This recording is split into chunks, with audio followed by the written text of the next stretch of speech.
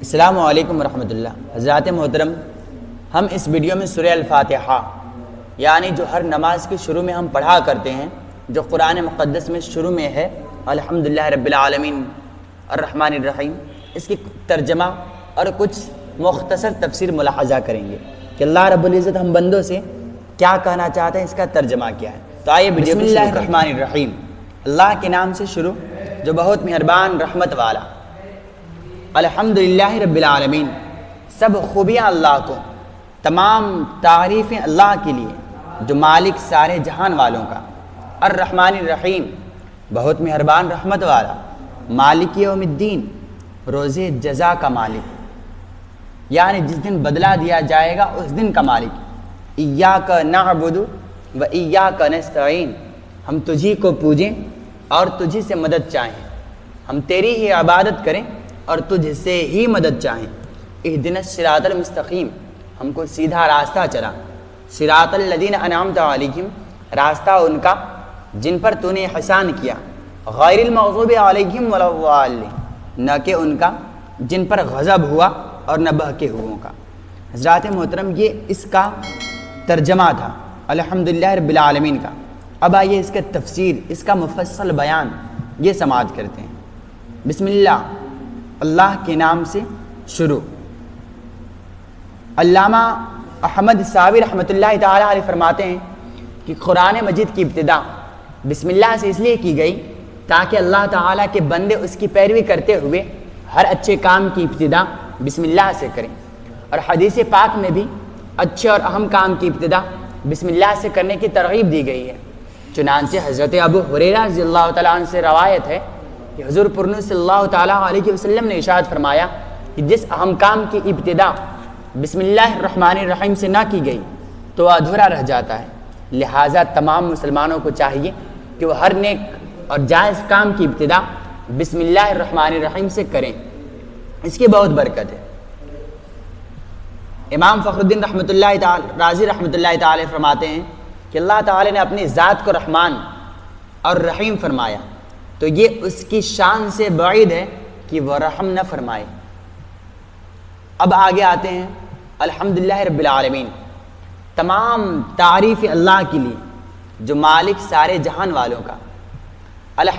الحمدللہ، سب تعریف اللہ کے لیے ہیں،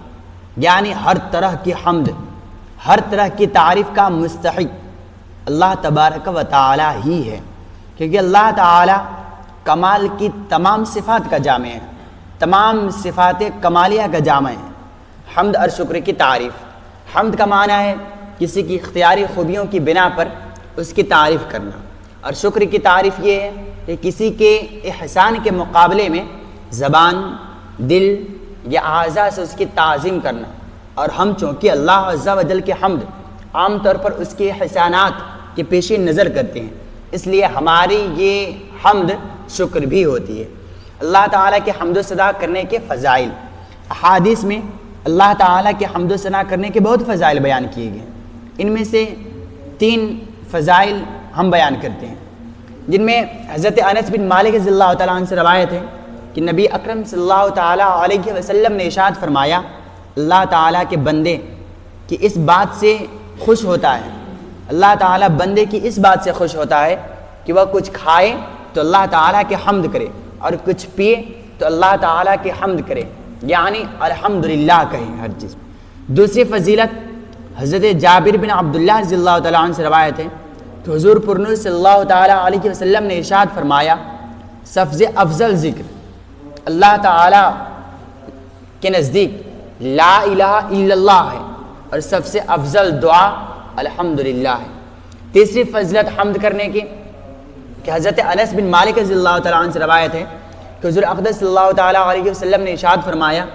جب اللہ تعالیٰ اپنے بندے پر کوئی نعمت نازل فرماتا ہے اور نعمت ملنے پر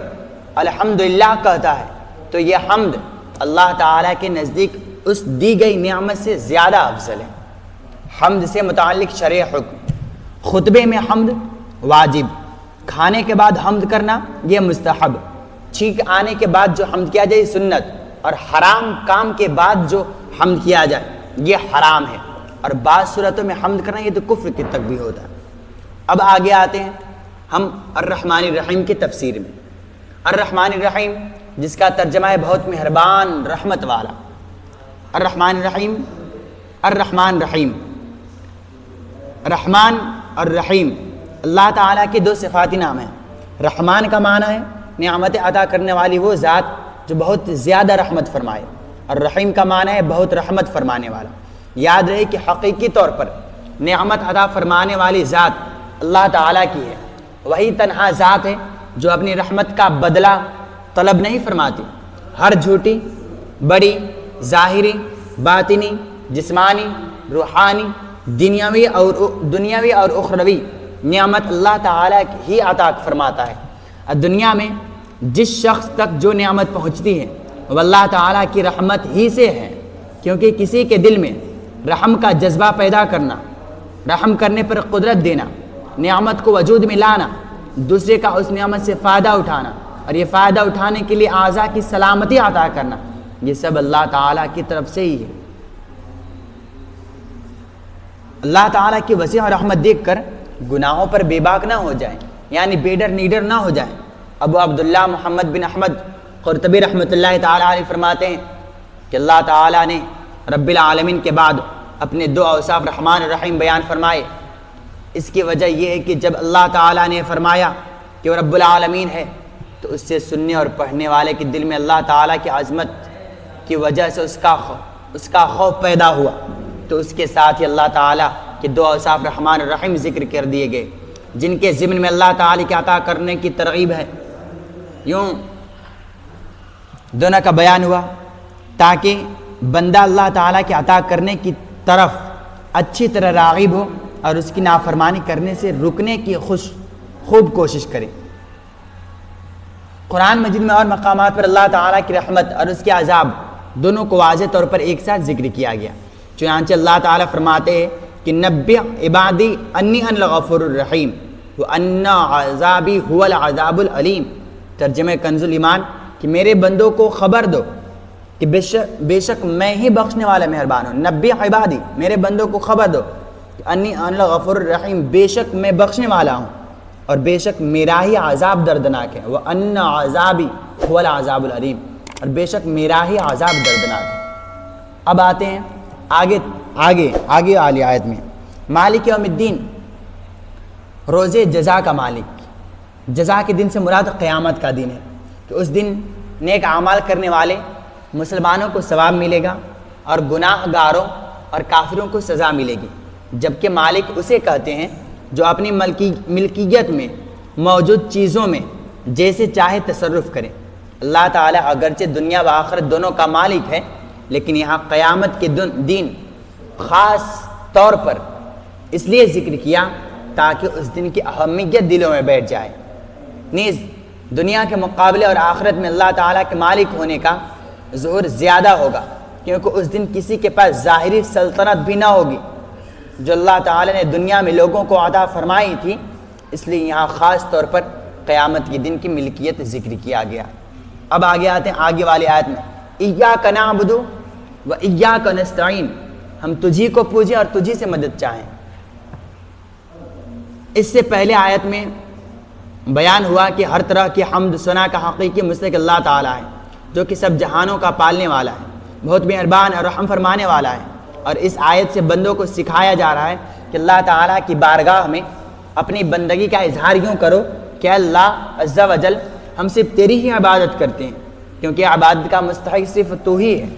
اور تیرے علاوہ اور کوئی اس لائق ہی نہیں ہے کہ اس کی عبادت کی جا سکے، اور حقیقی مدد کرنے والا بھی تو ہی ہے۔ تیری اجازت و مرضی کے بغیر کوئی کسی کی قسم کی ظاہری و باطنی، جسمانی و روحانی، چھوٹی بڑی کوئی مدد نہیں کر سکتا۔ عبادت اور تعظیم میں فرق۔ عبادت کا مفہوم بہت واضح ہے، سمجھنے والے کے لیے اتنا ہی کافی ہے کہ کسی کو عبادت کے لائق سمجھتے ہوئے اس کی کسی قسم کی تعظیم کرنا عبادت کہلاتا ہے، اور اگر عبادت کے لائق نہ سمجھیں تو محض تعظیم ہوگی، عبادت نہیں کہلائے گی۔ جیسے نماز میں ہاتھ باندھ کر کھڑا ہونا عبادت ہے، لیکن یہی نماز کی طرح ہاتھ باندھ کر کھڑا ہونا استاد، پیر یا ماں باپ کے لیے تو یہ محض تعظیم ہے، ان کا ادب ہے۔ عبادت نہیں۔ اور دونوں میں فرق وہی ہے جو ابھی بیان کیا گیا۔ آیت ایاک نعبد سے معلوم ہونے والی اہم باتیں، آیت میں جمع کے صیغے ہیں جیسے ہم تیری عبادت کرتے ہیں، اس سے معلوم ہوا کہ نماز جماعت کے ساتھ ادا کرنی چاہیے، اور دوسروں کو بھی عبادت کرنے میں شریک کرنے کا فائدہ یہ ہے کہ گناہ گاروں کی عبادتیں اللہ تعالیٰ کی بارگاہ میں محبوب اور مقبول بندوں کی عبادتیں جمع ہو کر قبولیت کا درجہ پا لیتی ہیں۔ ہمیں ایاک نعبد، یہ جمع کا صیغہ استعمال کریں، سے جمع کا ہی ہمیں